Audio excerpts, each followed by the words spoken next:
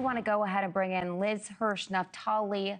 Liz, I know that your 4-year-old great niece, she was the first American hostage to be released. Can you tell us how she's doing right now? Well, first, thank you for having me. Abigail is doing well. She's 4 years old. She's very resilient. And she was released on day 51, which is 280 days ago. So she has come back. She has no home. Her home was destroyed. She's come back with her parents were murdered in front of her and her siblings that morning on October 7th. But she has a beautiful family and giving her all the love and support. And having her back home for these last 9 months has given our family the opportunity to move forward, even with all the devastation, all the tragedy and trauma, and the murder of her parents. Having her back is given our family the opportunity and for her to move forward, which we all are doing, and she will have a beautiful life as best we can give her. At 4 years old, she's a normal child. She gets to play and gets to be with her friends and her loved ones, and we hope that that will continue. Liz, how are you doing right now? Well, today is a horrible day, a really hard day, because while we can celebrate that Abigail is free, the news this morning about Hirsh Goldberg-Polin, who I, as one of the American families, have worked for almost 11 months with John and Rachel, and to learn of his death, his murder, his assassination by Hamas terrorists was devastating and is devastating.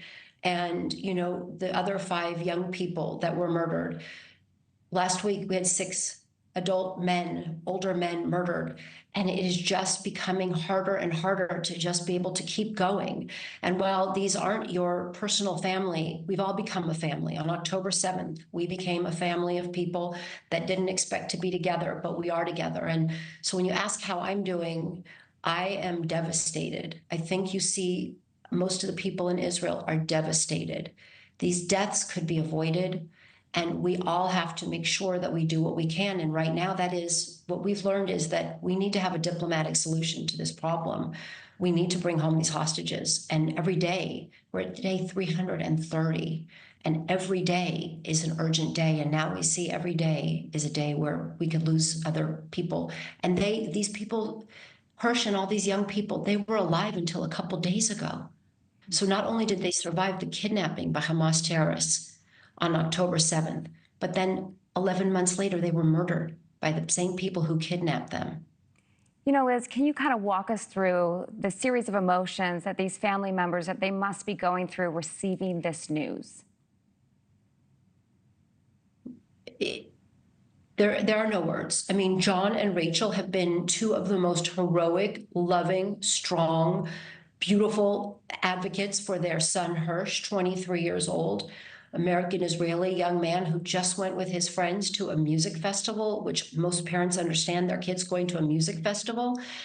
And you saw them just 10 days, 11 days ago speak at the DNC, and you saw the strength, and you saw their resolve, and you saw everybody in that arena that gave them a standing ovation and with tears in their eyes and chanting, "Bring them home," before Rachel and John even had a moment. And that was because they understood what this family, who represent the American hostage families, but represent all the families. They understood that John and Rachel were just there purely to get their son home. And thinking about the fact that he was just kidnapped, taken away 330 days ago, and they have done everything. So when we are here today, I know they are devastated. I know that this was the one thing that they spent the last 11 months, 24 hours a day, 7 days a week doing, was to get their son released. And there are no words. I mean, it is a huge loss. A 23-year-old young man who had his future, an American young man, an Israeli young man who had his future ahead of him. And this will be something that this family will bear for the rest of their lives. And I do believe it could have been avoided. We had diplomatic solutions. We had diplomacy that the Americans with the Qataris and the Egyptians have been working on. And it is long overdue. And we should not have waited for this moment for us to be where we're still trying to get Prime Minister Netanyahu and Hamas leader Sinwar to sign a deal. Thanks so much for watching. Go to joinnn.com to find News Nation on your television provider.